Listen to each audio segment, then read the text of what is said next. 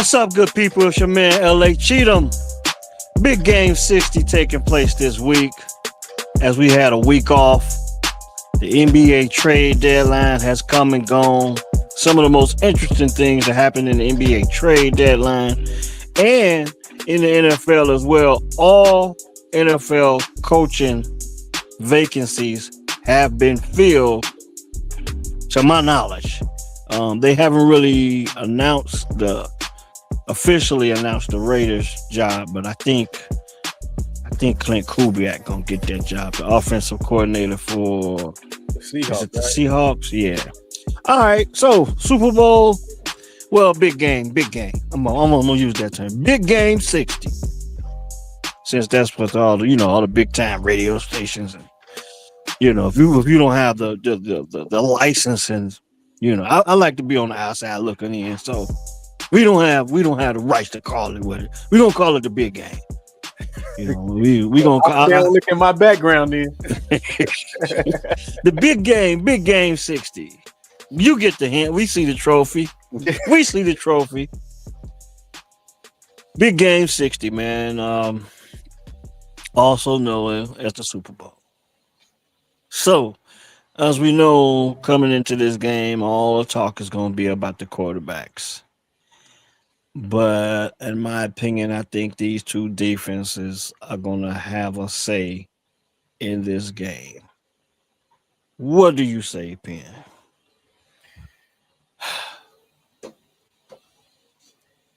Well, the national read, I've been listening to just some sports shows. And they going through the prop bets and how much commercials gonna cost and all that kind of stuff, things like that. And it seems like this Super Bowl don't have that much juice. It's ticket prices down just to get in the building. The average hotel in San Francisco or Santa Clara, like all of that stuff is down compared to last year. So I guess the big game participants are not garnering the attention of the masses like you would think, because it's big game 60, right? That's what you would think. But yeah, I guess nobody's interested in Sam Darnold, and people probably like the Patriots back again. Yeah. And then you got to remember, both of these teams, neither one of these teams were really expected to be here.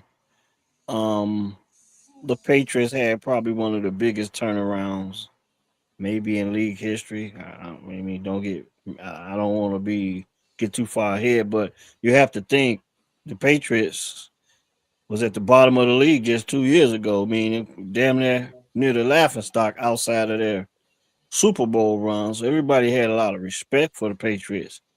But over the last 2 seasons, they haven't really been winning a lot of football games. They're definitely at the bottom of their division and then go from worst to first. It may be some people that may look at it the way you just stated. It's just the Patriots again. Okay, maybe people still, remember their first run, but this run is very different. No Tom Brady, no Bill Belichick. Mike Vrabel comes back as a coach, as a head coach, with a second-year quarterback in Drake May. And in 1 year, they get it turned around, and they're in the Super Bowl. Now, the Seahawks, we all knew they had a really good defense. One of the young, bright minds in coaching, one of the better defensive coaches in the league. That defense is stout. But last year, they were one of the worst teams in the league. Did they? I can't remember what the Seahawks did last year, if they were like a few games out or whatever. But Geno Smith was their quarterback. Yeah. And they didn't make the playoffs, but everyone knew that defense was for real.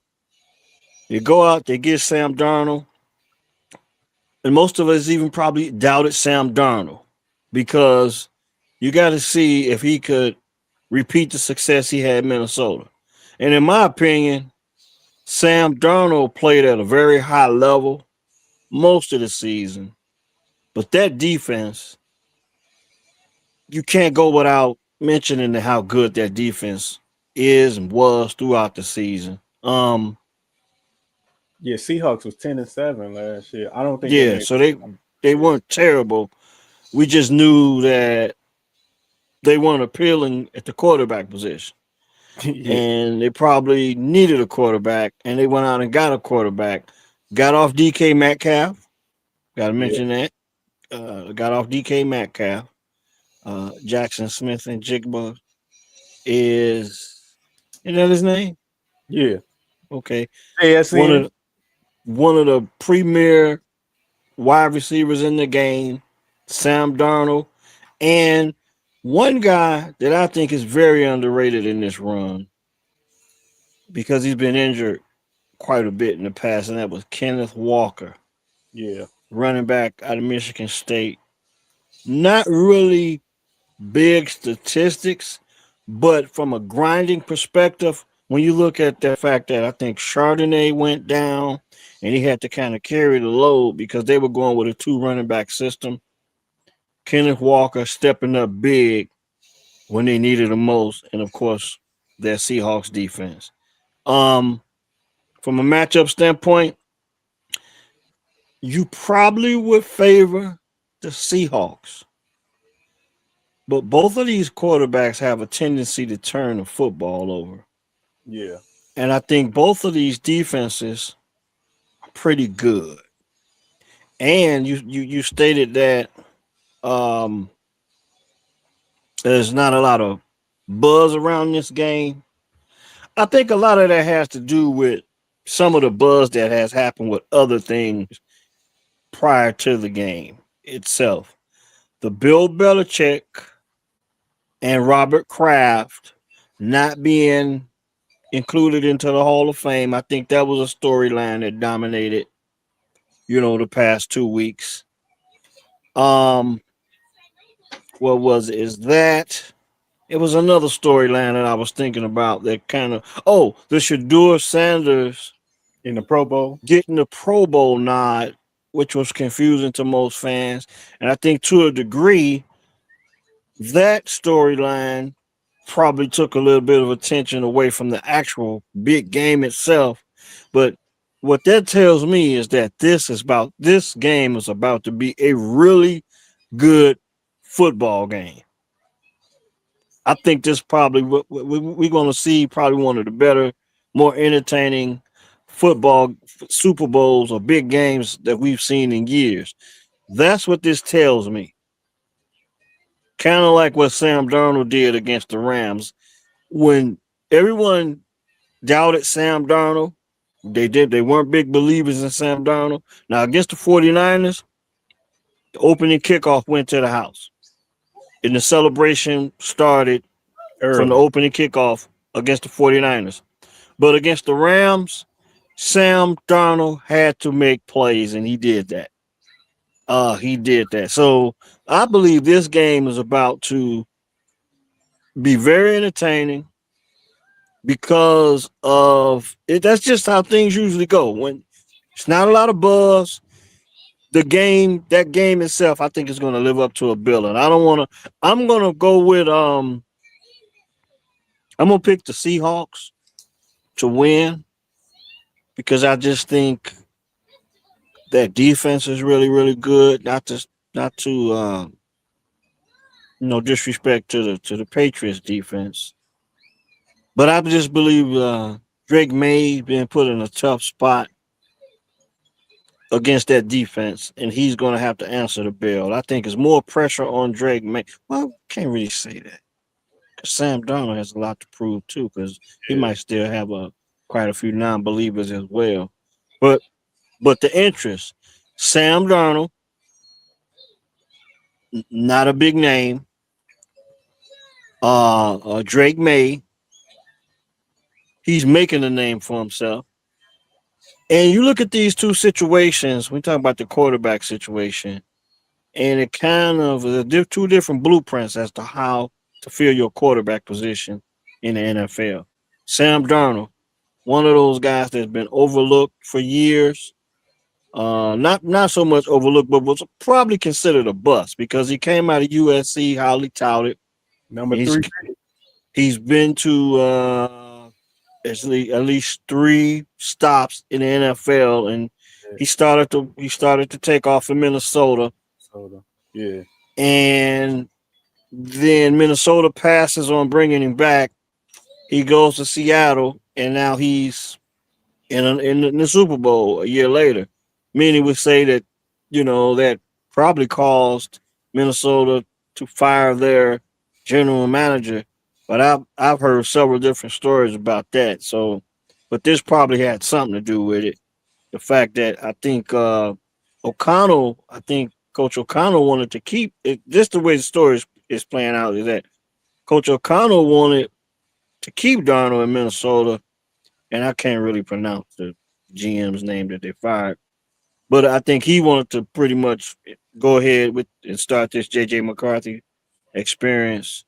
And then there's some other stories outside of football with him, taking a paternity leave and the lifestyle of being in the NFL and stuff like this, where a lot of different stories. But the bottom line is he was fired.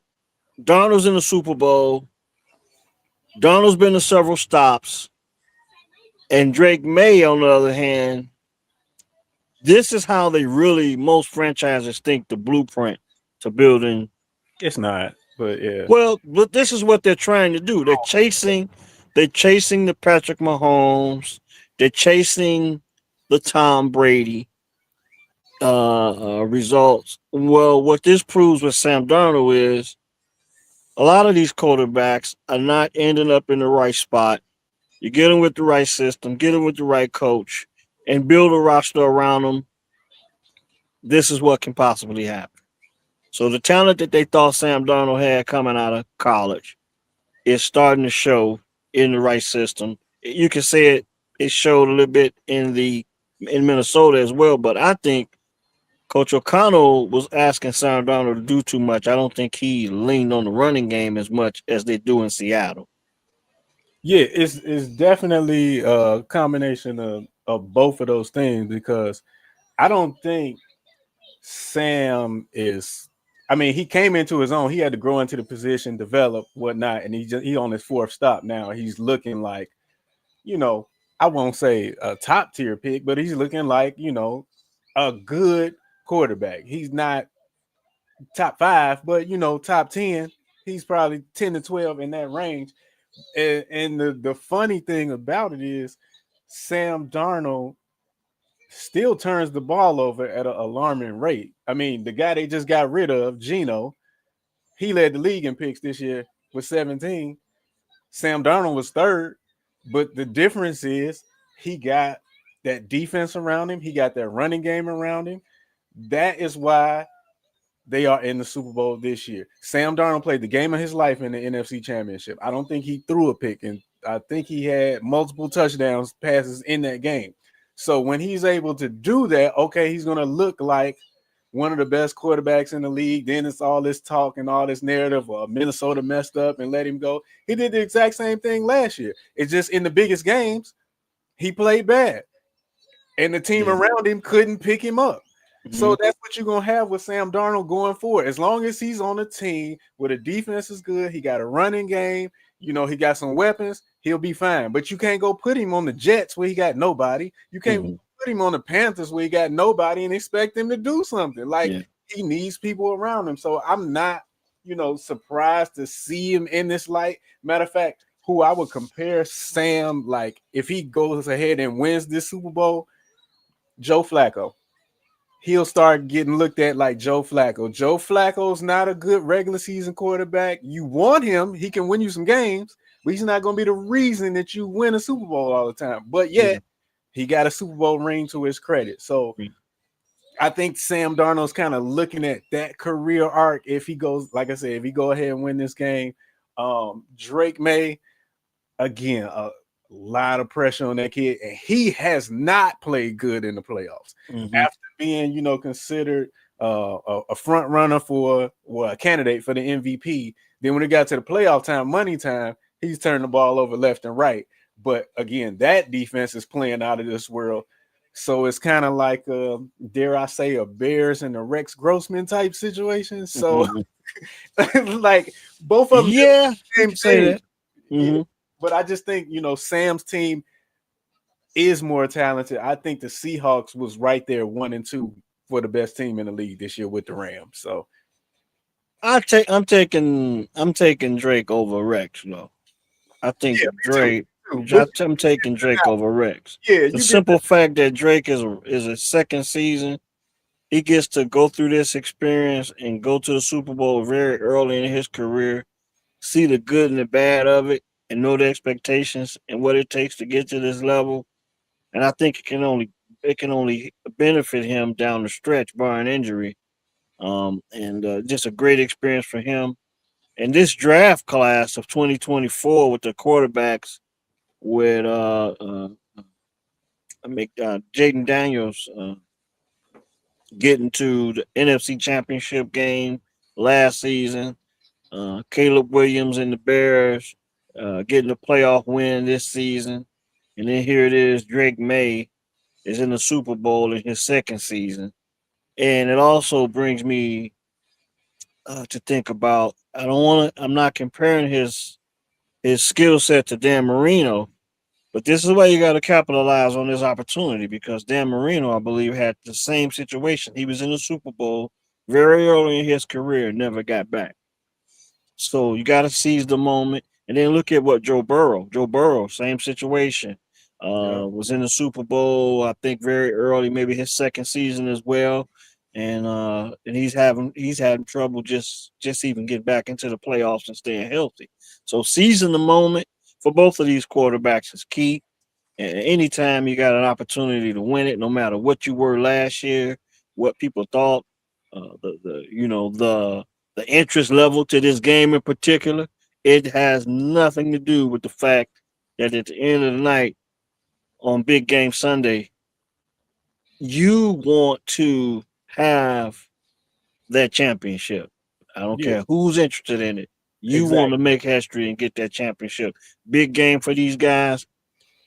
Because 10 years from now, they're not going to be looking back like y'all won the lowest rated Super Bowl. Yeah, they're not going to be looking at the ratings. They're just going to be looking at the rocks. Right. Two interesting a player and a coach in this situation. As we get ready to go, so who I'm going to get a pick from you is I would like to see the Patriots win this football game, but I just don't know if I just got to give the edge to the Seahawks because of their defense. And I think it's really going to come down to what quarterback does not make the big mistake again. Kind of like your I can see this game playing out like the college football championship game, right around the same at the scoring. The team under 30 points will win this game, I believe. 27 to 30 points will win this football game, and I'm gonna go with the Seahawks, just to make a pick for the people that's checking us out. I'm gonna go with the Seahawks. I'm gonna put it on the line, but it's hard to pick against the Patriots because I do like Drake May. I like Drake May, but I'm going with the Seahawks. I just think that defense is real stout. I think they're capable of making plays. They don't have to do a lot of gambling when it comes down to getting to the quarterback. And then the ball security in the pocket of Drake may be a question. So I think he's maybe capable of making a mistake, but we'll see. I got the Seahawks in this. Did you pick the Seahawks? Yeah, who did you pick to win the conference? I picked the Seahawks. Remember, because I said something about I can't stand the Rams jersey. I ain't want to see them. Okay, so you went with the superstitious route or whatever, or and the Seahawks they gotta right the wrong of not giving it to beast mode. I long ago that Super Bowl was. I'm glad they playing the Patriots again. I know the Mhm. Patriots won 6 Super Bowls and they went to 8, I believe, Mhm. in a Mhm. 20-year span.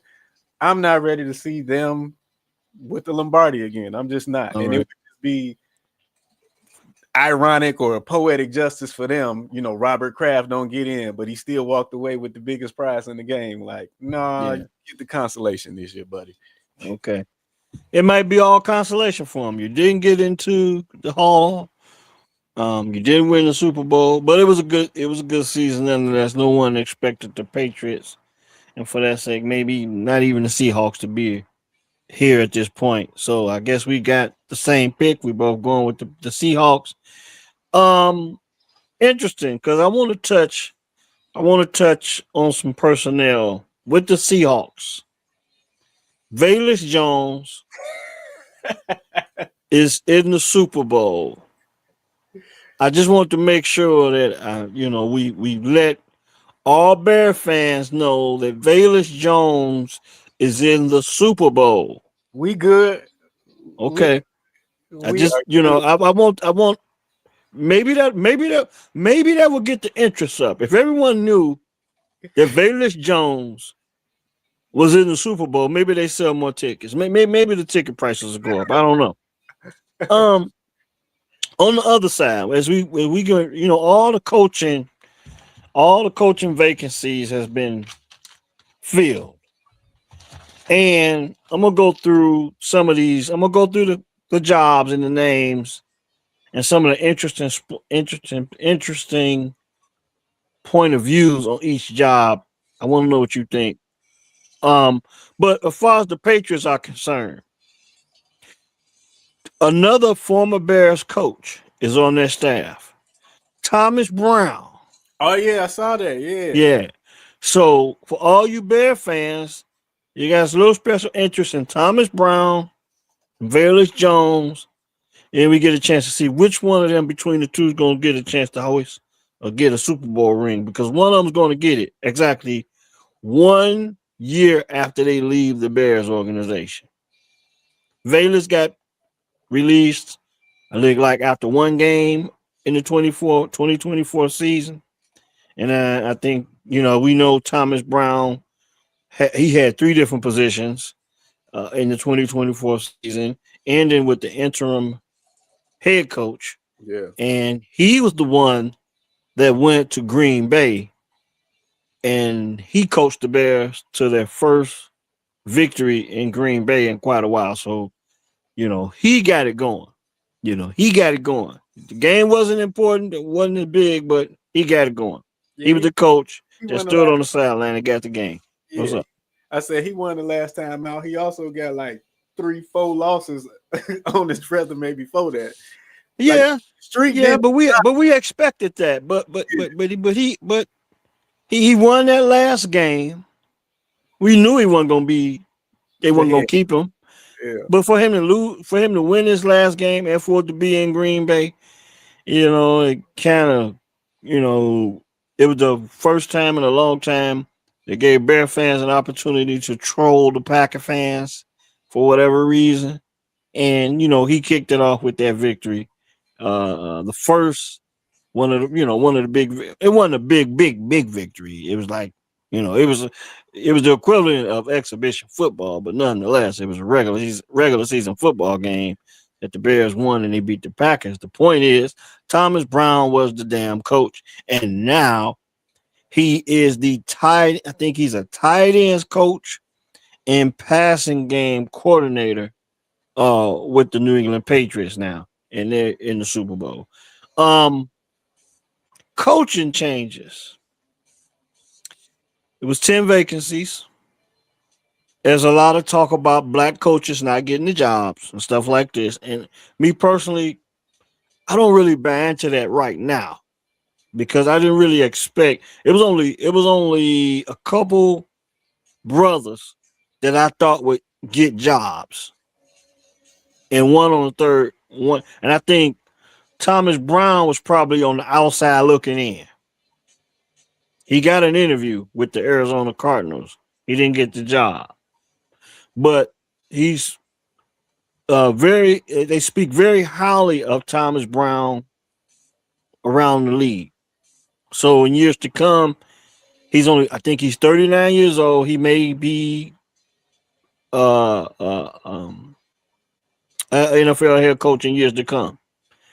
Uh, Freeman in Notre Dame. Yeah. I think if he wanted to be an NFL head coach, he probably could have ended up in Pittsburgh Or New York. or New York. Okay, so I believe that if Mike Tomlin wanted to coach again this season, he could have got hired. Yeah. Brian Flores, he has a standing lawsuit against the league right now. Right. I believe once that is settled, he will be considered as a head coach again soon. Right now, we have three three black head coaches in the NFL. The coach of Texas, the Texans coach, DeMeco Ryans. DeMeco Ryans, Todd Bowles in Tampa, Yep. and Aaron Glenn in New York with the Jets.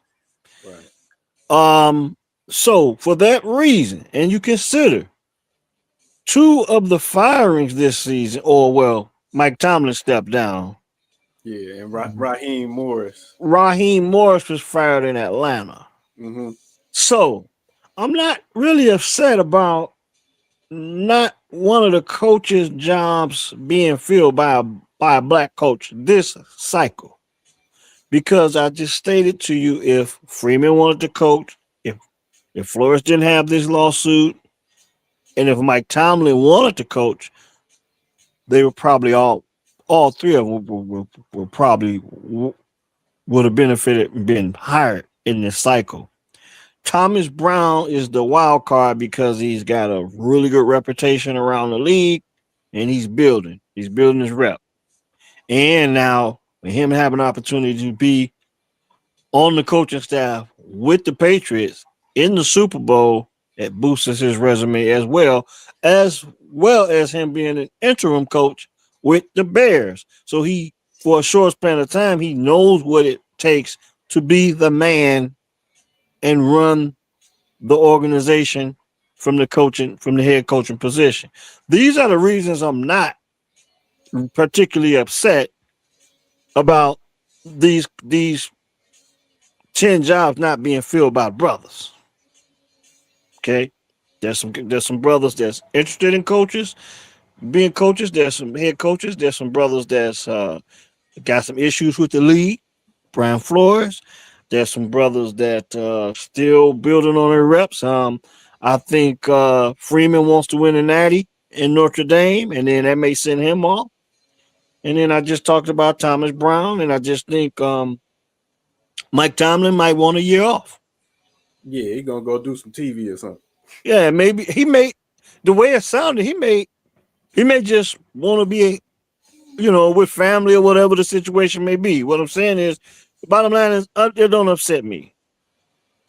How do you feel about the situation before I go into these coaching hires and which was the more interesting coaching hire in your opinion? I didn't want to see nobody black get a job at a franchise that traditionally turns over a coach every 2 years, 3 years anyway. And the Jets. I'm talking about the Arizona job was open. Yeah. I didn't want, other than Dion going to Cleveland, I didn't want nobody to get the Cleveland job. What other jobs that we have open? The Atlanta job. They filled that position pretty quick. Yeah, I know. I'm saying they just moved off a brother, but at the same time, like Atlanta is a lot like Miami when it comes to supporting the football team.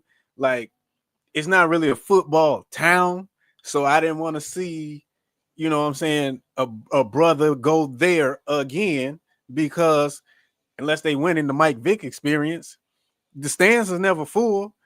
It's not like the city gets behind the team or whatever. So again, that's another position where 2 or 3 years, if you ain't winning, you can get up out of there. So if it wasn't the Pittsburgh job that was open, we know like the New York Giants job, other than Mike Tomlin, I don't even know somebody who had the resume to approach that job. The Raiders job, again, that's just like the Arizona Cardinals job. They don't know what the hell they doing right now. I'm trying to think of the other ones that was open, but it was just like, yes, I know it's only 32 of these available, and you got to bet on yourself to like, you got to take that chance.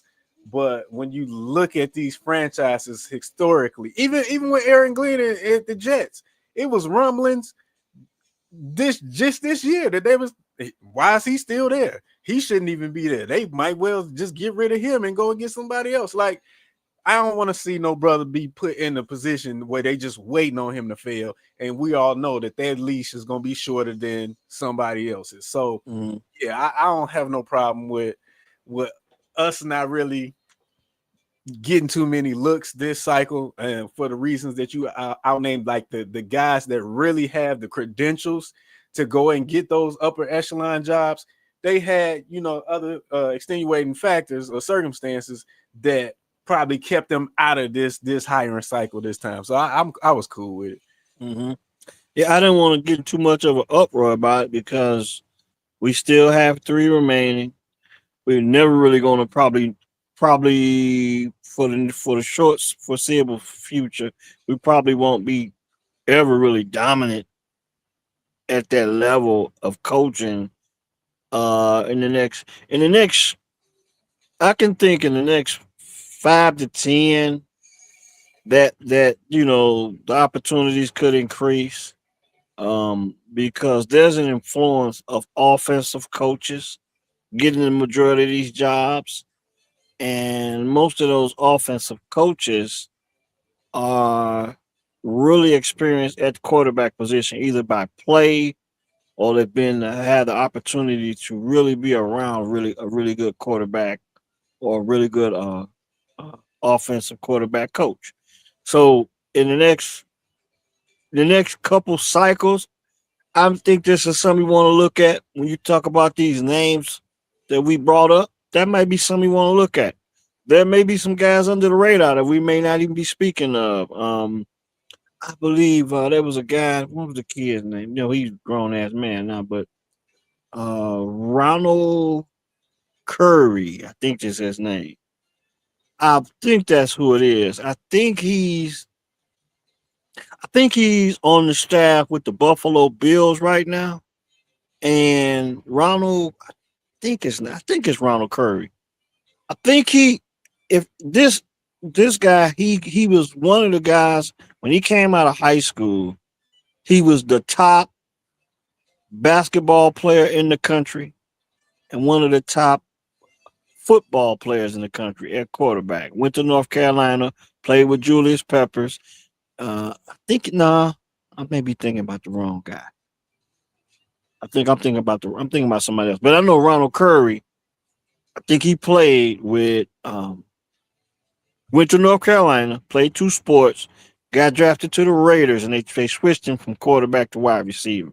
Look that name up, and I think once you see his face and see his name, it may ring a bell. But he's been coaching for a while, so he may be under the radar. I want to bring his name up, but he may be under the radar. So in the next couple coaching cycles, I want to kind of keep an eye on the brothers and see who actually gets these jobs. And it's been a long time. I mean, we had 10 openings this season. That's a lot of openings. So I can see the concerns with some people with not a brother being hired, but it's not that big of a concern for me right now in this situation at this time. Now I'm gonna name out these coaches that has been filled because now for all intents and purposes, everyone thinks that it's unofficial that Clint Kubiak will be the Raiders coach. Mike LaFleur, the brother of Matt LaFleur, got the job in Arizona. Todd Monken is the Browns coach in Cleveland. Todd Monken, I think he was the offensive coordinator in Baltimore. Yep. So he's the coach in Cleveland. Mike McCarthy is the coach in Pittsburgh. And that's unusual for Pittsburgh to go. Everyone was thinking Pittsburgh would go get a younger coach, but they went with Mike McCarthy. Mike McCarthy's he's from that area. And when I seen his press conference, he was very, very emotional about taking this job. And when I saw that press conference, and I've been following that Pittsburgh sports media for a couple seasons because when Justin went to Pittsburgh, I kind of kept up to see how they felt about Justin. Coming from Chicago, I want to see how they felt about Justin from week to week. So I would listen to their morning shows and stuff like that, and it kind of got me in the habit of moving around in these markets and different radio markets and throughout the country, and we want to kind of hear what these different fan bases how they feel about their coaches and players around the country. But Mike McCarthy had a very emotional press conference, and all I could think was it's hard to see a guy pour his emotions and appear to be so passionate about a particular opportunity and not want to see him succeed. And that's why I found myself, well, you know what?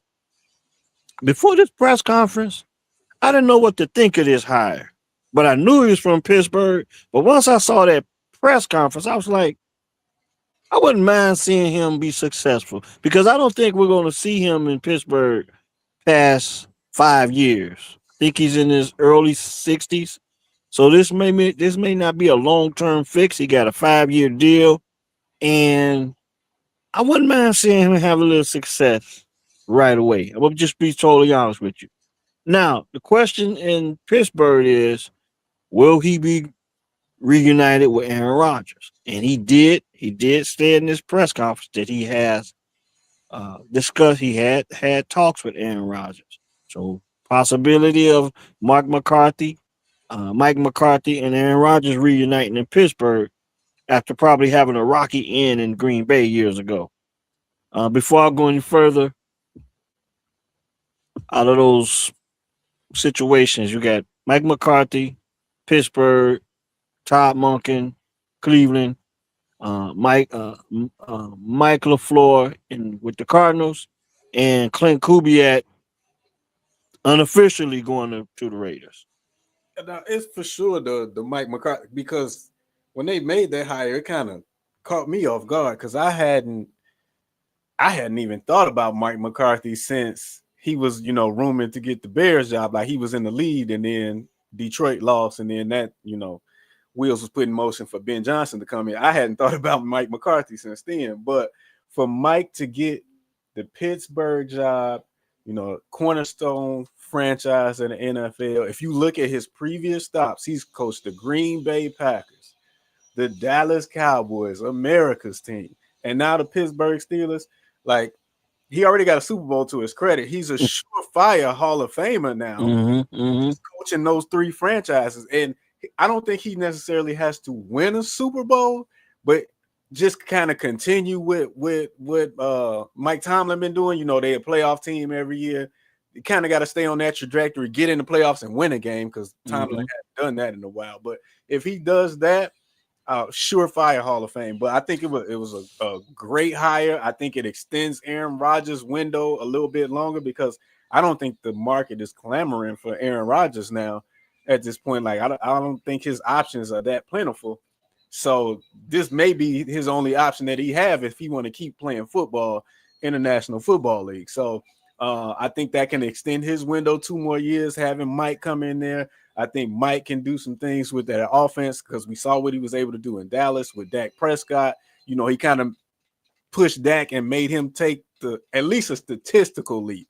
Dak is always one of the guys, most yards and touchdowns. He's going to be there, but big game clutch. Okay, that's a different story. But so I think he'll be able to reinvigorize, vitalized that the Pittsburgh offense, it may get a shift, because I know, Pittsburgh is a defensive town, Steel Curtin, Joe Green, Kevin Green, all those great players, Rod Woodson, all those guys that they had. Like, it may get more of a shift to the offense now, and they may be able to do some things, especially in the AFC North, where you had Tomlin's gone now. You got John Harbaugh. He's no longer in division now. So the Cincinnati Bengals, we keep waiting for them to do it, and they haven't done it. We keep waiting for Lamar to do it. We waiting on the Bengals to play a little damn defense. Yeah. We waiting on them. So he landed it in a great spot. It was a great spot for him. Yeah, really emotional. He was very emotional. Like I say again, it shifted my how I felt about it, and I will definitely be keeping an eye on the Pittsburgh Steelers next season, because something in me wants to see him succeed in this city. You got to think about it. If he's from the city, from the area, getting a chance to probably coach a team that he, was been a fan of his whole life, and if this was probably one of his last stops, myself, I wouldn't mind seeing him have some success. A few other coaching hires. Robert Saleh is a minority hire. Okay, for all the people that want the black coaches to get hired, I don't know if you take any victory in Robert Saleh getting this job, but he's a minority hire. Robert Saleh in Tennessee. My biggest concern with that is he's going to Tennessee. He's a defensive coach, and I don't know I'm not sure who he hired in as his offensive coordinator, but the development of Cam Ward has got to be extremely important, and surrounding that young quarterback in his second season with the right offensive coordinator and the right scheme, quarterback coach, and stuff like that is going to be crucial, because they're going to have a decision to make on him in 2 to 3 years. That's the only reason why I question this hire, because you went and got a defensive coach, and now you got a young rookie that's going to be dependent on the system and the system that he's in, and the people you put around him, coaches and stuff like that, roster construction around him to help him succeed. Like I said again, I don't know who he hired in as offensive coordinator, but that's one of the jobs that, because he's a defensive coach.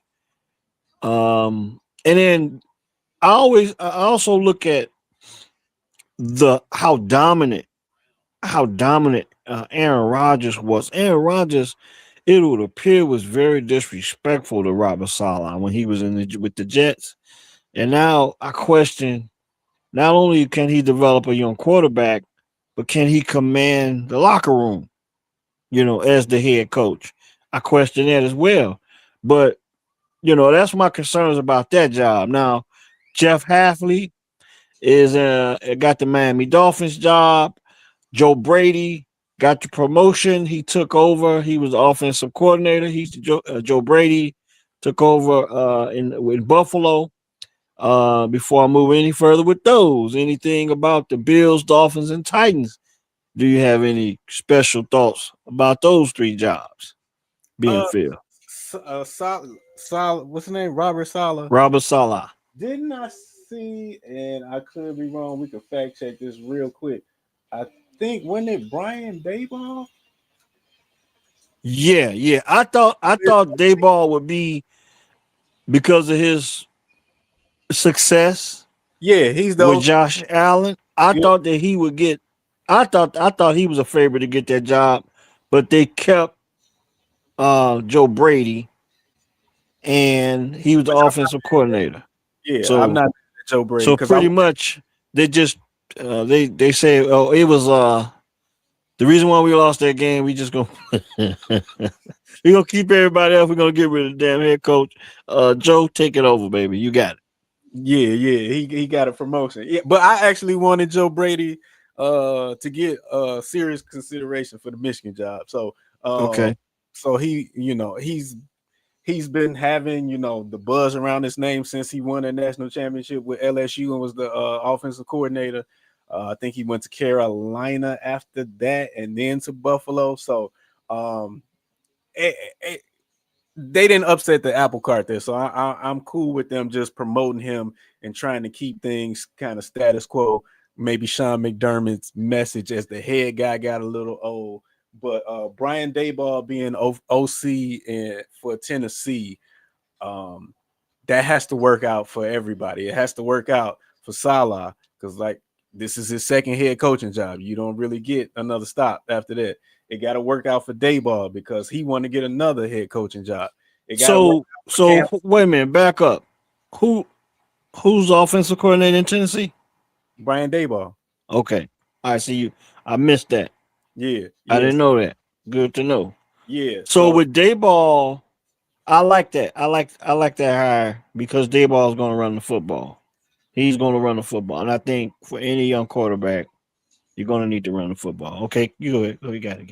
No, you got so. And then I was just saying, and then Cam Ward, like Mhm. all three of those guys are pretty much tied together because they all have to be successful right here, or Yeah.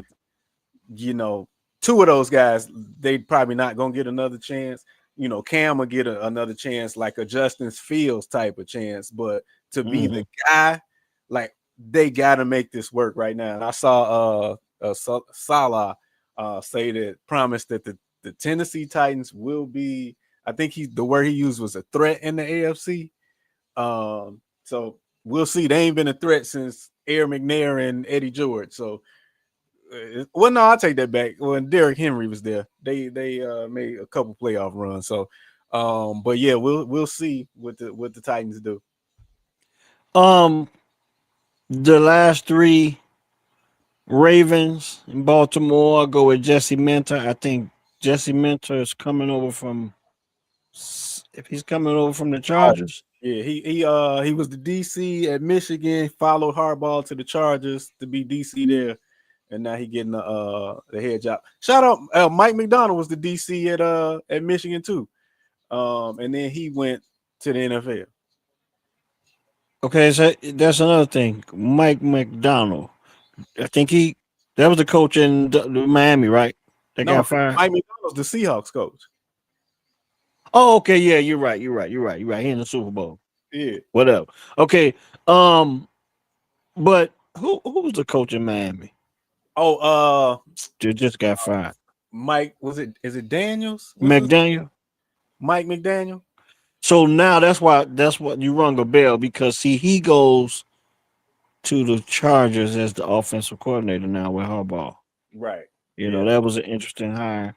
Talking about other coaches that have been fired, Raheem Morris goes over and takes over as defensive coordinator with the San Francisco 49ers. I don't know if you caught that. So they back. Yeah. They back at it. They back at it. I mean, the buddy system is still alive. You might not be the head guy, but we gonna look out for you. We're gonna look out for you. You're gonna get a job, baby. We're gonna take care of you, baby. All right, so Kevin Stefanski with the Falcons. Kevin Stefanski was probably fired for 2 days. Yeah. Say it again. I said he failed up. Yeah. He was probably out of a job for 2 days or 3 days, probably no more than a week. And he was hired in at Atlanta. This is what I want to tell you about Atlanta. You were saying that they don't support the team, and I'm not really hip to that, but now you know I Atlanta. A year. Okay, you did. Okay, all right. I forgot all about that. But this is the thing. The Dirty Birds. Dion was a one-man show. He was able to move the needle. Yeah. The Dirty Birds had some success, and they got the town buzzing. Maybe Atlanta's a little like Miami. LA. Yeah, like Miami. Yeah, I can give you that. Like when you went in there, show up. See, this is another thing. When this job was open, I was thinking that Mike Tomlin can go there and get the buzz up because they love the brothers in Atlanta. You know what I'm saying? From a from a sports perspective, I thought Mike Tomlin can go there, but apparently Mike Tomlin maybe he don't want to coach. But I think Kevin Stefanski got the job in Miami. You say he leveled up, you Yeah. know, and No, he failed. he failed up. He going to Atlanta and coming from Cleveland, getting fired from Cleveland. He failed up going to Atlanta. Last but not least, oh, let's touch on this Ravens. One thing I didn't mention. They go get Jesse Minter. It's like we would have kept John Harbaugh. We liked what John Harbaugh did, so let's go get somebody with his influence. Yeah, that's where he originated from. Yeah, so they kind of almost were like not exactly the same, but from a standpoint of the mindset, kind of almost like with the same thing the Pittsburgh Steelers did when they went out and got Mike McCarthy, a guy with a connection to the area, established coach, and pretty much the offensive version of Mike Tomlin. You know, I've heard that comparison over the last week or two, and then with Jesse Minter, you pretty much go get one of the Harbaugh cousins. Pretty much, yeah. so I mean I think Minter was in Baltimore before, wasn't he? Minter and McDonald was in Baltimore, and if you remember, when Jim Harbaugh was on the verge of getting fired at Michigan, called his brother, and his brother said, "Take your pick," and he gave him Mike McDonald, and that essentially saved his job because they went on ahead to beat Ohio State, and the rest is history after that. But yeah, both of them came out the Ravens tree, John Harbaugh tree. All right, so now we get to talk about the Giants and John Harbaugh, which is another guy that probably didn't stay after he got fired from Baltimore. He didn't go a week. He didn't go a week without having a job. I don't think he takes over. Fired, or did they mutually split ways? I think he got fired. No, Mike Tomlin, he stepped down. They say he stepped down. Right. But this was a firing, in my opinion, with John Harbaugh. Oh, what it was, they wanted him to fire his offensive coordinator, which was Todd Monken. Right. They wanted him to fire Todd Monken. He didn't want to do that, so they say everybody got to go. Just get the hell on out of here then. He fell on. And they went out and they went and got Jesse. Yeah. Jesse. You know Lamar, don't you? You remember Lamar? Oh well, we want you to be the coach. So John Harbaugh goes to the Giants. We knew hands down John Harbaugh, kind of just like Mike Tomlin. If he wanted to coach, he was gonna get a job. Probably, and he was the first guy off the board. And I think if Mike Tomlin wanted to coach, he'd be in probably one of these spots. And I'm probably thinking about Atlanta, or maybe a good spot in these coaching cycles for Mike Tomlin would have probably been Atlanta and Las Vegas, with them being in the draft situation and being able to go get a quarterback right away and get the ball rolling and spread his culture. I thought those two jobs would probably been nice openings or nice opportunities for Mike Tomlin. You know, when these jobs opened up, those were the two jobs that I thought that Mike Tomlin would fit in well. Atlanta and Las Vegas. But those jobs have been filled with Kevin Stefanski in Atlanta and Clint Kubiak, for all intents and purposes, unofficially going to the Raiders. But John Harbaugh going to the Giants, no question. Hands down, good hire in most people's opinion. Here's why I got a problem. He hired Matt Nagy as his offensive coordinator. Once again, the buddy system is real. Matt Nagy interviewed for some of these head coaching jobs. The Titans, I know he did. Yeah. And probably was up to be the offensive coordinator. But it's pretty ironic how he's one of the last guys to be picked up as a coordinator in this 10 job cycle. And after being considered to be a head coach candidate for maybe a couple of them. But that's the thing I question with John Harbaugh being in New York. Because if you remember when Matt Nagy was in Chicago, his problem was he got a little cute and he didn't want to run the football, you know? And he got a little he started to bust at the seams when it came to just he didn't know if he wanted to call the plays one week. Then the next week is like they was taking the playbook out of his hand. This is a questionable hire, in my opinion, because of his experience. We didn't know if he was calling the plays in Kansas City or not. Exactly. So now he's this is his opportunity. This is probably his best opportunity to get back into the cycle of being a head coach. We're gonna give you a shot. Come on back in with the buddy system. Harbaugh will take you.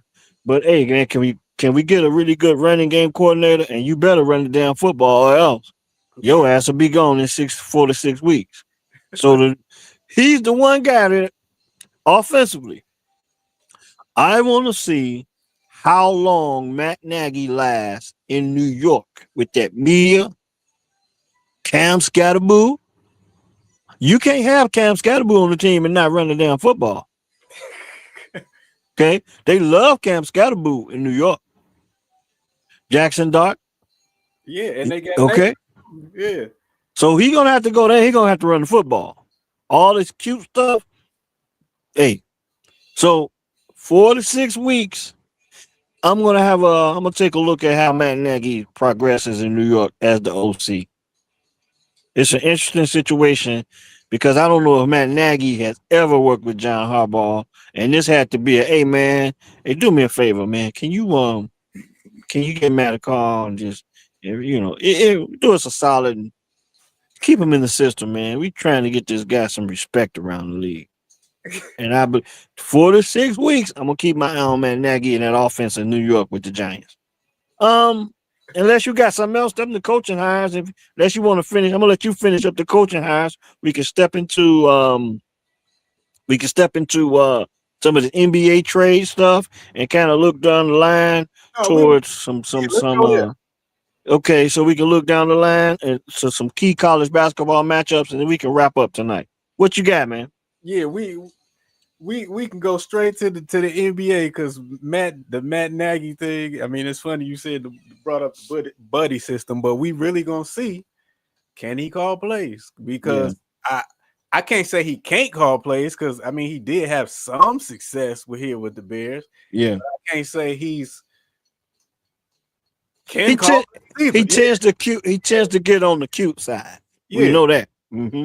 And he don't want to run the damn football. The two things we know about Matt Nagy. We're gonna take a look at that. Hey, he gonna run Scatterboo out of there just like he did Jordan Howard.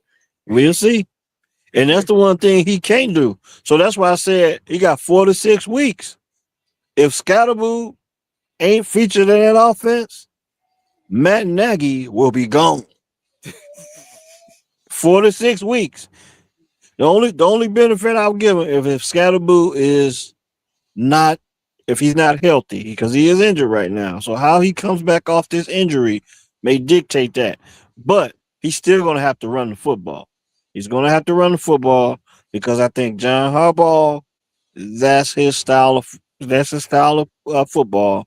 And you add to the fact he got Cam Scatterboo, you also got a quarterback that can move a little bit. You know, if he can stay safe with it, Jackson Dart, they're gonna have to run the football. So his play calling is gonna be it's gonna be critiqued very precisely. I know I'm most definitely gonna take a look at it week in and week out for 4 to 6 weeks to see how Matt Nagy works out with the Giants. That's all I got. The back they had too. I forget his name. That he had a pretty good game here with the Bears too. Against the Bears. So yeah, they got some weapons. I mean, Jalen Hyatt, the kid from Tennessee. Remember he caught like 3 touchdown passes in one game with what's my man? This the backup in Detroit now. Should have won the Heisman, but he got hurt. Hendon Hooker. Yeah, Hendon Hooker. So he got Jalen Hyatt, he got Darius Slayton, Malik Neighbors coming back. So I mean, the ingredients are there for him to get cute. Yeah. Well, we'll see. I'm most definitely gonna be keeping track of it for the first 4 to 6 weeks of the season.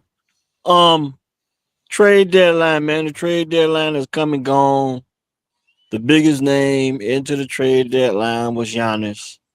And for all the buzz around Giannis, he is still in Milwaukee. And for that reason only, we went into this trade deadline expecting to see what would happen with Giannis. It turned into a bunch of teams getting off salaries and tearing their teams down. I think the Bulls they blew their whole. I think they blew their team up big time. Sending Vucevic to the Celtics. Sent Kobe. I'm glad. Go ahead. No, I was glad to see that the Bulls actually are trying to do something different instead of running back and be in the playing game again. They've done that for about the last decade. Well, they, we like our team. We're gonna stand pat. That's what they came out with every trade deadline, and then AK and I forget the other guy who then came in after them. They kind of was following the same philosophy. So to actually see them kind of blow it up and like let's rebuild this thing from scratch, I'm glad to see that they actually trying to get good again. Maybe you'll catch lightning in a bottle. You caught Derrick Rose before. You caught Michael Jordan before. It happens every 30 years. So so maybe you'll get somebody. Yeah. See, this is the thing with the Bulls. The last time the Bulls were really, really in top contention, after we talking about post Derrick Rose, was when they went out and got Lonzo Ball, DeMar DeRozan, and they had Zach LaVine, and they were very successful the first half of that season. I don't think they've been chasing the Derrick Rose level of success. I definitely don't think they've been chasing the Michael Jordan years. I think they have been trying to get back to that point in which they were the best team in the East before Lonzo Ball went down. I think they wanted to get back to that and go upward from that point. Because I think in that season, Lonzo Ball that's probably the best we ever seen. That's the best stretch of Lonzo Ball we ever seen. Right. When he went to Chicago and they gave him the ball and he was out there. He was one of the better defenders. He was making shots and he was distributing the hell out the basketball. And that team was very entertaining and really fundamentally sound on both ends of the floor.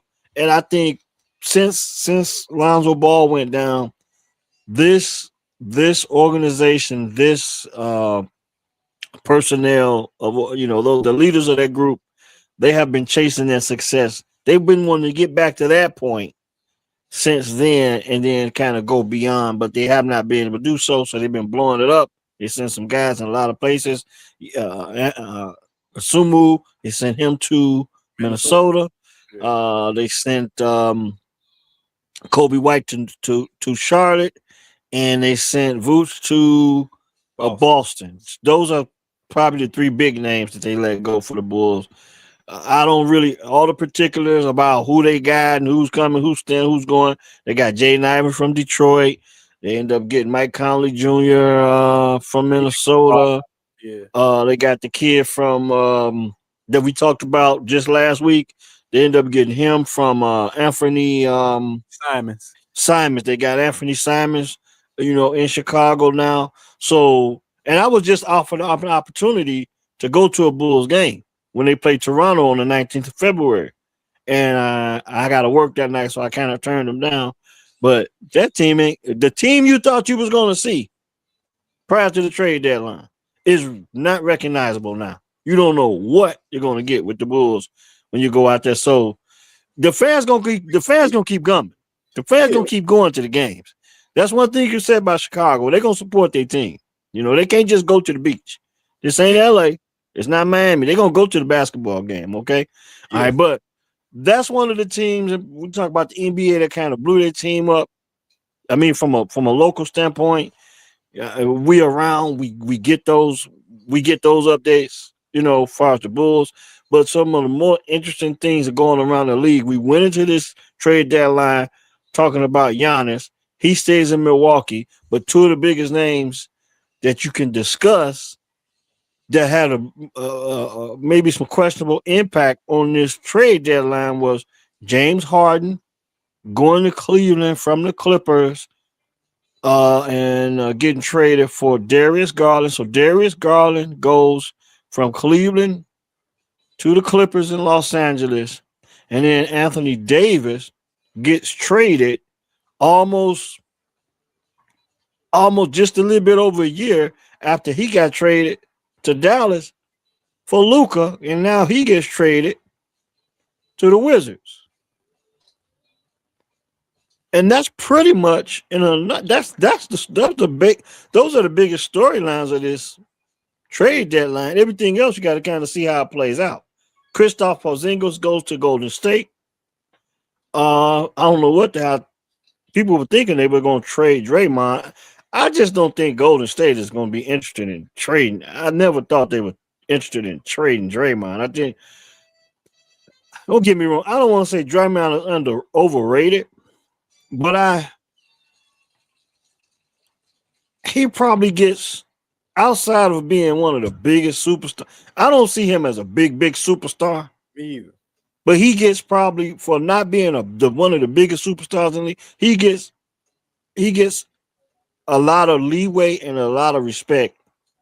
A lot of leeway from the league, in my opinion, and a lot of respect for the Golden State Warriors organization, because since what they got, how many championships they got? 3 or 4? 4. Those first 3 championships, he was very integral in those championships. He played a big role in those championships defensively. That 4th championship, not so much. He didn't play particularly well against the when they beat the Celtics when they won that 4th championship. I respect what Draymond brings to the table. I don't really consider him a superstar, but he does a great job of keeping himself relevant, kind of like a Dennis Rodman type, without some of the flair. You know, he's a lot more mouth than flair, because Dennis didn't say much, but he did a lot. Yeah. But Draymond, he says a lot and don't do much. Right. You know, other outsider, he might get into, might take a cheap shot here and there, but he says a lot, but he don't do much. He's kind of the opposite of Dennis. Dennis would do a lot, but he wouldn't say much. If you get my drift. But I got Draymond's keeping himself relevant. He's in Golden State.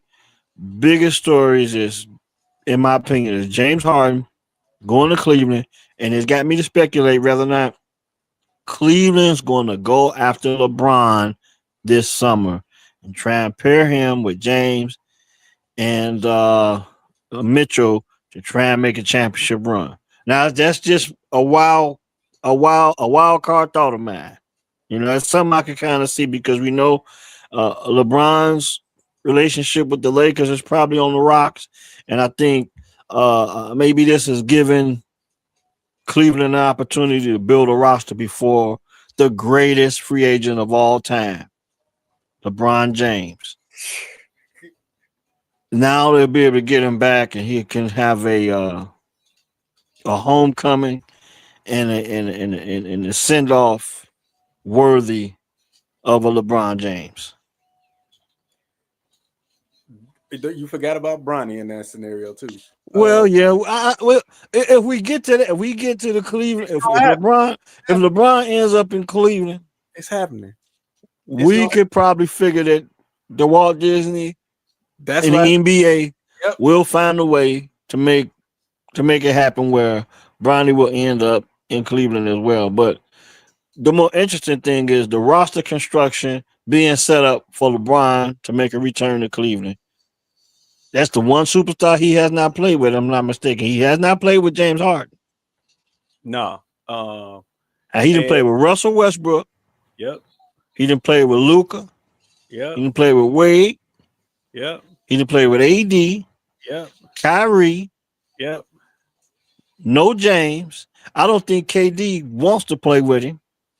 We got teased over the summer by people thinking that Steph was willing to play with him. Yeah. I don't think Giannis wants to play with him. I think Giannis is one of the throwbacks. I think he take more gratitude. I think he want to beat LeBron. Yeah. But this just put LeBron's the greatest free agent of all time. Okay, great basketball player. Yeah. He's not the GOAT in my opinion, but he's definitely the greatest free agent of all time. Because if he can't make his way out, he'll make sure whoever he wants get in. Yeah. Okay. And then for you that don't see that, you're not looking, because LeBron James is definitely the greatest free agent of all time, and that's across all sports. I mean, I didn't like the trade of Cleveland moving off of Garland to get James Harden, because James Harden's 36 years old. I mean, and I know that the playing window has extended, with modern advances and things like that. But why? Why? What? I'm telling you why. Okay, I think he left. I think. Okay. Wait, let me just say okay, that. go ahead. What did James Harden do for the Clippers to warrant them trading him away? Like, if we just gonna be bad now, James, you stuck here. Like, eventually he has to get to the end of this rope where, like, he just won't out. He gets his way out. OKC, he wanted to go somewhere and have his own team. Cool. He went to Houston. He was in Houston for, I think, like 9 seasons. Then that soured. Okay. Then he said, trade me to he was trying to go to Philly first. That didn't work. Okay, trade me to Brooklyn. They sent him to Brooklyn with Kyrie and KD. That didn't work. Then he goes to Philly. Him and Embiid didn't work. Then he wants out of there because he gets mad at Daryl Morey again or whatever about the contract situation. Trade me to Clippers. Trade him to the Clippers. Kawhi, Paul George, and James Harden. That didn't work. Like, what has this guy done to warrant to keep getting traded to contenders? He's not especially at this point in his career, he's not a championship player. He's not. He's just not. I'm not looking at, man, if we just had James Harden, that'd get it. No. So I think Cleveland took a step back by going. I hope it blows up in their face. I swear, I hope it blow up in their face. Well, I think it's set up. You hoping it blow up in their face. I think it's a setup going into the offseason for LeBron to come back and play with James Harden in a stacked roster. LeBron James, once again, the greatest free agent of all time. And I think I think that's how it's gonna play out. You got your personal feelings about James and his ability to affect winning in a championship level. He has not done well. Yeah, and while I'm on this tangent, AD, I'm glad he got traded to Washington. So go take your ass to Washington. He hurt, and nobody gives a damn what you doing, because you didn't have opportunity after opportunity. You got MVP talent. Yeah. And you go and you show up one night, and then the next night you don't. And you show up and you don't. And you play next to LeBron. Y'all only got one title out of that. Y'all couldn't be. You telling me AD? I know LeBron was aging, but you telling me AD couldn't at least hold his own versus Jokic? Like it, and then he goes to Dallas.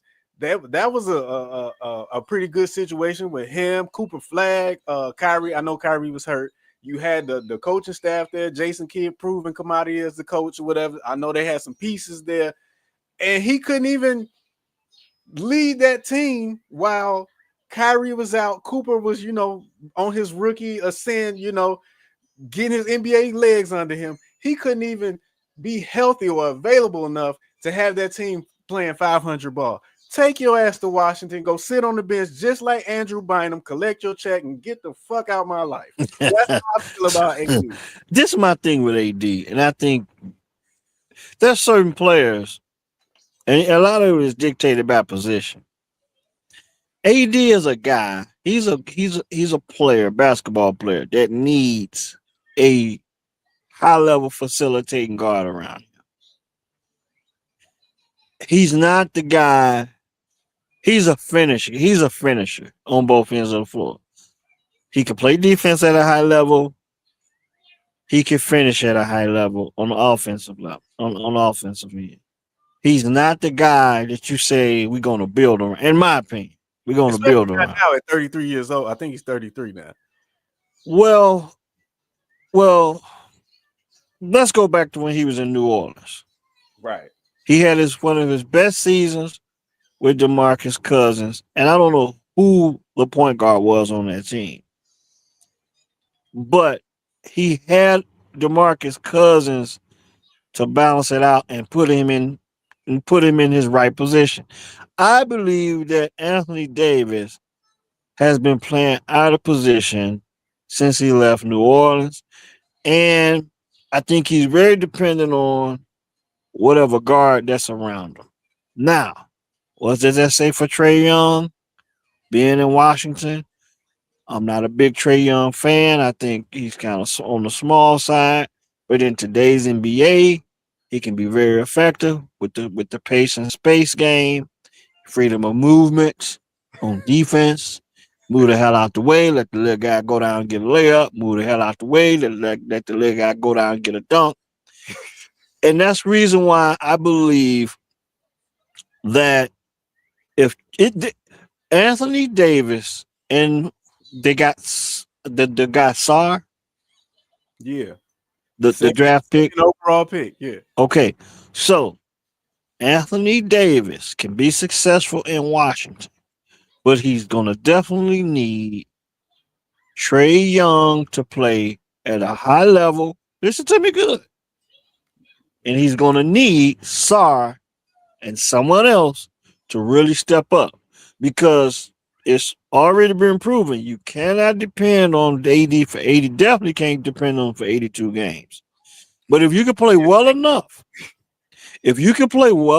to get to the playoffs, he might be able to get you in some critical matchups depending on who you're going up against night in and night out in the playoffs. But it's going to be very codependent on what you do with those 82 games to put you in playoff contention. And what I'm saying is they have to play so well, they're going to have to avoid the play-in games. You're going to have to be a for sure playoff team. And I believe if you're in that situation, at the end of the season, Anthony Davis can be serviceable because we know he may not be the healthiest for 82. He's a third wheel at best, is what I'm saying. Thank you. Right now. Yeah. That's exactly. He can go out. He can take one of your best. He can probably guard your best post player. And depending on the ball distribution and the spacing of the floor, he can be very effective on the offensive end. He's not the first front runner, build around guy that everyone thought he was coming out of Kentucky. No, he's not that. He's not. Okay, so a good spot for AD, and we'll have to subtract a couple. Is in Washington right now because he's at a crossroads now. He's at a crossroads. Now, this is the thing. When I first seen that trade go down, I thought that Washington would probably move off of him quickly, buy him out, and then he'd be a free agent, go where the hell he want to go, and probably end up with the Lakers or with Cleveland. Is he gonna get bought out? I mean, that's a possibility. That's the thing. That's the thing we'll keep an eye on because if this Trae Young and Sarr experience don't work out, he's going to find himself back in one of the high-profile playoff cities, but he's not going to be the front right. He's going to be at this point. He's going to accept his third, fourth option role, and I believe that starts now in Washington. Trae Young has to play extremely well. Sarr has to be the first. He's got to be worth that first round, that first pick in the draft from a couple of years ago. He has to be exactly that. And if those two things happen, Anthony Davis will be successful because if he's healthy, I'm just saying, if he's healthy going into the playoffs, Been saying that. especially in the East, Been saying that his whole career. well, in the East, We've been got to saying- consider that as well. I know we've been saying it his whole career. What I'm saying is Trae Young has to play at a high level, and Sarr has to be the number one pick in the draft. And if those two things happen, you might have a shot at Anthony Davis being successful with the Washington Wizards. If it don't work out, And he'll he'll if find his way back to LeBron on the farewell tour. listen, All right.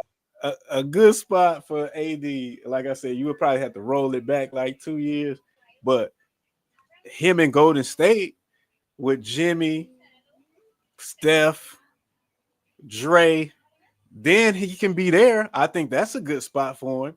But I ain't got I don't even want to hear nothing. His name ain't even AD no more. His name on this show is Anthony Davis. Well, he can still be AD, but he'd be all dependent. All dependent on the other guys around him. Anthony Davis.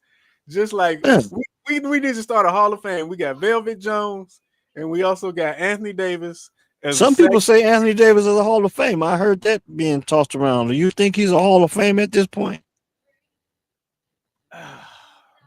It is the Basketball Hall of Fame. Me and you might get in if we go out and we can play 5 years consecutive.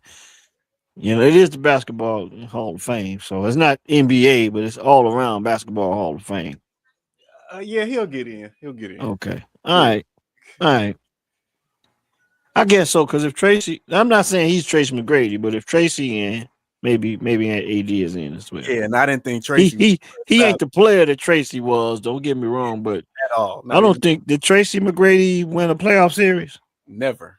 So well, that's actually, wait.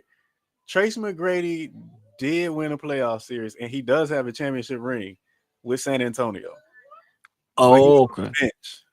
He got one of them hand clapping rings. Yeah. Okay. 2014, he was on that squad that beat Miami, I think. Oh, okay. I got by me. All right. So, any big matchups as we wind down, and I got my big announcement that I want to make, and we can be big college matchups. Duke and North Carolina do play on Saturday, the day before the big game. So we have that appetizer. Duke, Cameron Booth, I've been speaking his name up. I think they rank number 4 in the country. I believe they're going to North Carolina. Caleb Wilson, a guy that I like. He's a guy that I would like to see play every night in Chicago if it's possible. That's a kid I like. The kid at Kansas, I like him as well.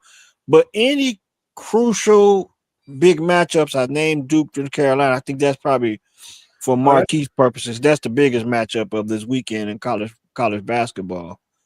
But any other matchups is college basketball that you see? Outside of that one, none really. And just on the T-Mac, he didn't win in 14. He was on that 2013 team that lost to Miami. So he got out the first round, but he didn't get the title. But all right. Yeah, I'm gonna just be paying attention to these freshmen. That's kind of making a lot of noise. Yeah. With what's my man at Illinois? Is it not Keaton? Is it Keaton his name? Keegan? I think that I think that's his first name. Yeah. I'll be paying attention to Illinois this weekend. Obviously, BYU.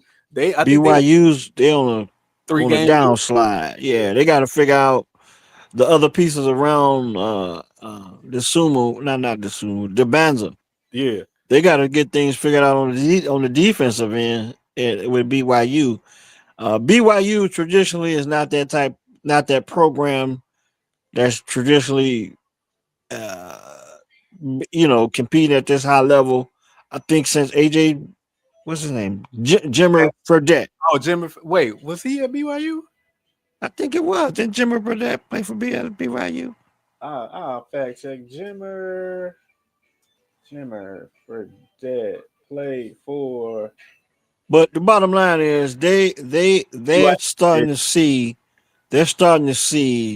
night in and night out what it means to be one of the top teams in the country. I think they just got knocked off by Oklahoma State, but Jabanza playing well, and there's another kid on that team playing well, but they just can't lock down on the defensive end. They're giving up too many points. I like the big man they got down there, number 13. I can't remember his name. Kansas. Yeah. Kansas have they have started to play much better basketball. The kid on their team, I forget his name. Number 22 for Kansas. The freshman. Yeah. He didn't have a really great he didn't have a big game against Darren Peterson. Darren Peterson. He didn't have a great game against Texas Tech, but this is the thing. He didn't really perform well throughout the first like 35 minutes of the game, but damn them last 2 minutes. He took all the big shots and he made all the big shots and he closed the deal. He let everybody know, I'm still here. And I'm still gonna make some plays, even though I may not fill up the stat sheet. You know, in them last 2 minutes, the cream gonna rise to the top. It's Darren Peterson, right? Yep. Yeah. He, he one of the guys to look at. Caleb Wilson going against the Tar Heels, matching up against Cameron Boozer, and I forget what's the other Boozer name, the guard. It's Cam and I want to say Chase. No. Yeah, well, his little bro, number 2. Yeah, Caden. But Caden Boozer. I thought that was on the tip of my tongue. I didn't want to say it. All right, big matchups. Carolina, Duke. At this moment, I'm gonna kind of lock in on that. Number 1 team in the country is Arizona. Michigan had their matchup with Michigan State, and for the most part, they dominated. But Michigan State did make a run and did make a game out of it. Yeah. But the top 4 to 5 teams in the country are worth taking a look at. Indiana, after beating Purdue, I think they went to UCLA and won a game. I don't know what they did against USC. I think that was their last outing. But Indiana has, since the Indiana football team won the national championship, then the Indiana basketball team has stepped it up and they've been playing at a high level. So I think they might be one of the late bloomers to kind of step up in the Big Ten. So I'm going to keep an eye on them. Arizona, Michigan, Duke. I don't forget who the number 3 team in the country is. Maybe Purdue kind of had a skid, but I think they'll get it going by tournament time. The Big Ten, really having some great games. The Big 12, surprisingly as well, having some big matchups. Texas Tech, Houston, and BYU. A few of the top teams in that conference. So college basketball is about to really heat up. So in the weeks to come, that's probably going to dominate our conversation as we probably take a little bit more interest into the NBA as well, because with all these guys, after this trade deadline going into the All-Star break, the NBA does a great job of reinventing itself over the summer and then at the trade deadline. They always give us an opportunity to watch the first 2 weeks of the season and the first 2 weeks after the trade deadline. And that's what I want to see after this trade deadline. Who can really keep my interest into the NBA? Because up to this point, if you notice, OKC, San Antonio, and Houston have been getting a lot of marquee games. Detroit's one of the top teams in the league, and Boston, surprisingly, one of the top teams in the East, and nobody expects that. So just a couple of things to look at on the basketball front as we get ready to try and switch our interest from football to basketball and watch the game. So we're going to take a look at that. Now, I have a special announcement, and I moved it up a month or so because I wanted to do this while football was still relevant and prevalent in our schedule and talking about to kind of keep the buzz around football at the end of the season.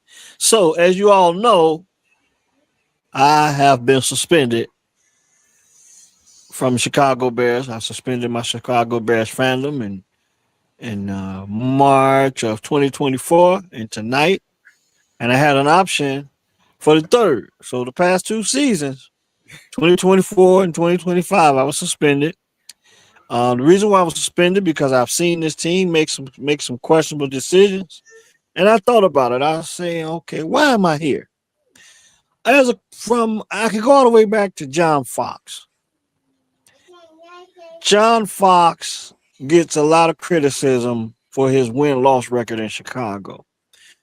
But as the wheel turns and the world moves on, people have a tendency to forget that John Fox was not brought to Chicago to win football games. He was brought into Chicago to clean up a locker room and to put some respect around a charter, one of the charter teams, a charter franchise team in the National Football League. That's what John Fox was hired to do. He came in, he cleaned up a sloppy locker room. A lot of dysfunction was going on, and he cleaned up the Bears from that perspective. And in doing so, him and Vic Fangio rebuilt the defense. Okay, they rebuilt the defense, and all of a sudden, okay, now we want to go get an offensive coach. So they go get Matt Nagy. Okay, Matt Nagy comes in, he turns it around. One good season. Bottom line is, John Fox was not success. He was not put in position to win for the Chicago Bears. That was one of my knocks. That was one of my knocks against my franchise. But, even though I felt that way then, I was not really all that upset. Then there's the Justin Fields fan base, and I was a supporter of Justin. After they get rid of Matt Nagy, they go and get Matt Eberflus. I got it. A coach that a lot of us probably didn't know. We were probably wanting, who was in that coaching cycle at that time? Because at that time, I think I wanted Sean Payton. I wanted to go big. Yeah, I think he was available before then. I wanted to take a shot at Sean Payton because, Sean Payton, he was a Bear at one point in his career. I think he was on one of during the strike. I think he was a Bear years ago during one of the strike seasons. I wanted Sean Payton, didn't get Sean Payton, and I wanted Jim Harbaugh. And when they decided they was going to keep Matt Eberflus, when Jim Harbaugh, championship level coach, was available, and they said that they didn't even bother to call him, then I started to dip out on my Chicago Bears. Then it's clear to me now, John Fox was not set to succeed in Chicago. They brought him in. They should have gave him a mop and a broom because that's all they did was come in and clean up. Okay, they got off the Jay Cutler contract.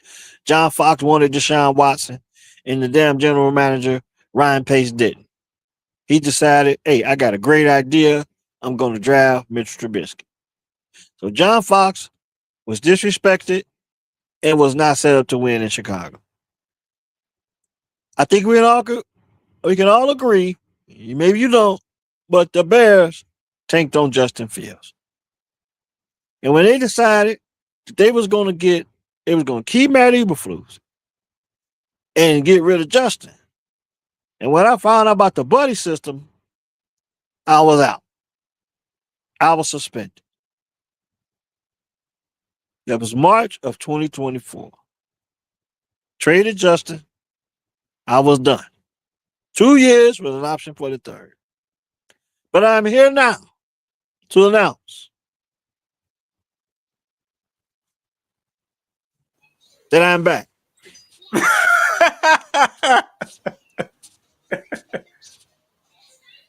So, I am back. Welcome Welcome. I know it's probably hard to stay suspended this magical season that we just had, but you stuck to it. Well, I was staying true to myself. Okay. And I learned a lot being casual and not getting so hell bent on Bears winning and losing. Saw a lot of failure in that first season. Second season saw a little progress, but I'm still a little pissed because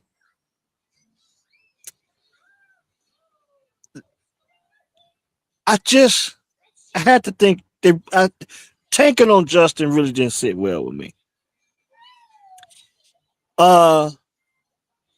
Caleb Williams not wanting to be a Bear didn't sit well with me in the draft process. After the first season of Caleb Williams, hearing the rumblings of Caleb Williams being disrespectful, allegedly being disrespectful to coaches, Thomas Brown being one of them, starting with Shane Waldron. They knew that Caleb Williams didn't want to play with didn't want to play for Shane Waldron in the jump. So that set the table, in my opinion, for a rifty relationship between Caleb Williams and Shane Waldron. Get rid of Shane Waldron, get rid of Matt Eberflus, and Thomas Brown, interim head coach. Once again, tanking on Justin just didn't sit well with me. Caleb Williams, his relationship with coaches in that first season didn't sit well with me. I'm big on having respect for coaches, having respect for a fan base. And for Caleb Williams not wanting to be a Bear, I don't think he understood or did his research on how great of a fan base this was. I don't think his people, I don't blame Caleb. I blame his people around him. They did not know how great of a fan base this was. And I think now he's figuring it out that this is a great fan base. But I'm back. Let me say something. I'm back. I'm not back because I think Caleb Williams is a good quarterback. I'm not back because I think Caleb is a great quarterback. I'm back because of you. I'm back because the TaylorMade boys. My boy Steve, Greg, Chris, and Big Ty and Rick. Those are my text buddies during the Bears games. And I normally, all for the past 2 years, when a text thread come through and you don't make a comment, I wasn't making comments or nothing. Now I may have jumped in your text thread. Yeah. Between me, you and Cutter every once in a while. But I had no emotions. Win, lose, or draw for 2 years. I can recall the night the Bears beat the Packers this past season, the first comeback they had against the Packers. My phone rang, and it was my boy, one of the TaylorMade boys. They called me up. And he said, man, I say, man, I'm suspended. See, they didn't know I was for real about that. But I was for real about that. I was suspended. And I meant that shit. So I'm not here for Caleb. I'm here for the TaylorMade boys, yourself, Benjamin Banneker, Cutter Pac-Man, my man Will the Thrill Bates, the big guy, Michael Thompson. And in order for me to go on and enjoy NFL football and go into these spaces and places, I want to be able to kick it with you guys without being suspended or having any doubt about. But I'm not sold on Caleb Williams. That's fair. I'm not sold on Caleb Williams because I have to put Caleb Williams. I got to give him the same criteria that I have for any other superstar or said to be superstar in any sport. I need to see him play at a high level for 2 more seasons before I can say I'm sold on him. Okay? This goes across NBA, NFL, Major League Baseball, whatever. I believe 3 consecutive seasons of playing on a high level can sell me on Caleb Williams. Now, I got my problems with Caleb because Caleb didn't want to come to Chicago. So that's why I'm sticking to that. Okay. My favorite Bear is Kyle Monangai. Okay. I like that kid. Right. That's my position. I love that position. Walter Payton is the reason why I'm a Bear fan. You know, so I like the way that kid plays football. I would like to think for all you people that thought Caleb Williams was the leader of the team, in my opinion, he was not. The leader of this football team was Kevin Byard. I believe Kevin Byard, along with those offensive linemen, were the leaders of this football team. They had been there and done that. And they set up a culture. They helped Coach Ben Johnson. They helped him build this, get this culture built. And I'm a huge fan of Antoine Randall. Okay. You know, he don't even know it. I ain't never really approached him or talked to him, but over the years, that's my dog. I watched Antoine Randall play high school basketball at Thornton Yeah. High School back with the Wildcats in the late '90s with Melvin Eli and Napoleon Harris. So I go way back with Antoine. Played quarterback at IU, got drafted into the NFL. I think he won a Super Bowl with the Steelers, wore number 82. Yeah. So I am 82% in on the Chicago Bears. The other 18% is up to Caleb. He got 3 years to show me consistent level of play. Will the Thrill Base, I'm back, baby. The big guy. Michael Thompson, I'm back. Taylor Made Boys, I'm back. Penn, I'm back. Cutter, I'm back. Sean and Devitt, I'm back. I want to be able to go down to Rollo's in East Chicago in the harbor. Yeah. And kick it with Keon and Willie Frazier and have some tacos at Rollo's. With your Bears jacket on. With my man Cheech Beats rocking in the background, DJing the atmosphere. So I want to be able to get out and enjoy, the Bears fans. So that's why I'm back. It ain't because of Caleb. It's because of you guys. Because there ain't no party like a Chi-Town party. And I'm back. DJ Get Down, I'm back. And with that being said, I said once again, I'm not sold on Caleb. I'm a team guy. Okay. All caps. Bo Schembechler said it best. The team, the team, the team. And I've been suspended from the damn team. I had an option to take up another year. But you guys had a lot of fun this season. We did. So that's what I'm on. That's what I'm kicking it with the Taylor Made Boys and, going around Chicago and Northwest Indiana and going to the bars and kicking it with the people. That's what I want to do. And that's why I'm back. Ain't no party like a Chi-Town party. Welcome back. We glad you back. I just got one question. Did the buddy system and Kevin Warren have anything to do with you getting that jacket? Is there some strings that you pulled? Because it's pretty dope. It's pretty fresh. Like I've been seeing a lot of these Bears Lettermans popping up this year. Yours is clean. I just want to know, how can I get my hands on one? That's it. Oh, well, I'll tell you off air because they don't pay us to tell you this. Okay.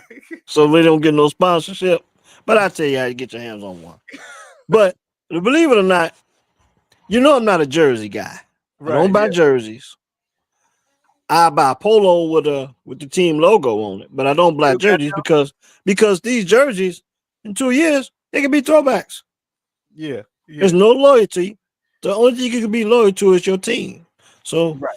I have this jacket. Believe it or not, I have not worn it because I've had this Letterman's jacket for 3 years Wow. Okay. and have not worn it out yet. Okay. I was looking forward to wearing it, but when all the stuff went down with Caleb and Matt Eberflus and the buddy system, I was like, I'm suspended. I can't wear that shit. Not in good pride. But I'm back. Well, you back. I'm back. So Will was trying to get me to throw. He told me he was gonna FaceTime me the night the Rams and Bears play. He said, I'm gonna FaceTime you, man. Come on back, support the boys. I'm gonna FaceTime you. Make sure you got some bear gear on. He never FaceTime me. Yeah. But that's why I pushed up this season, because to wrap up the football season, to let you guys know where I stand. The wine lady, she know who she is. She's a real sexy wine lady. She a Bear fan too. But now I can kick it. But I ain't sold on Caleb.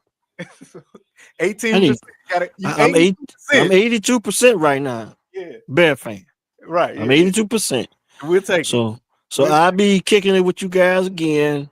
And hey, we back. I'm back now, baby. I mean, I may be looking at Caleb a little sideways because I'm on his ass. Yeah. It's that relationship I have with Jalen Johnson. Okay, well, I'm back. Yeah. If y'all can accept the fact that I'm looking at Caleb with the side eye, and if y'all can live with that, y'all can live with me, because I'm back. Hey man, I think that wraps it up. I had a lot of fun tonight. I'm back in Super Bowl. Big game 60 is up, and maybe we'll be kicking it to watch that game. But basketball season is in full bloom. Trade deadline over with. March Madness in the horizon, and that's what we'll be talking about. We're gonna recap this Super Bowl because I think it's gonna have I think the Super Bowl gonna be really good, because you were talking about the interest level of the game itself, a pre-game. But I think after this game, we're gonna be talking about a really good football team, a really good football game. All right, that'll do it. We back. And we out.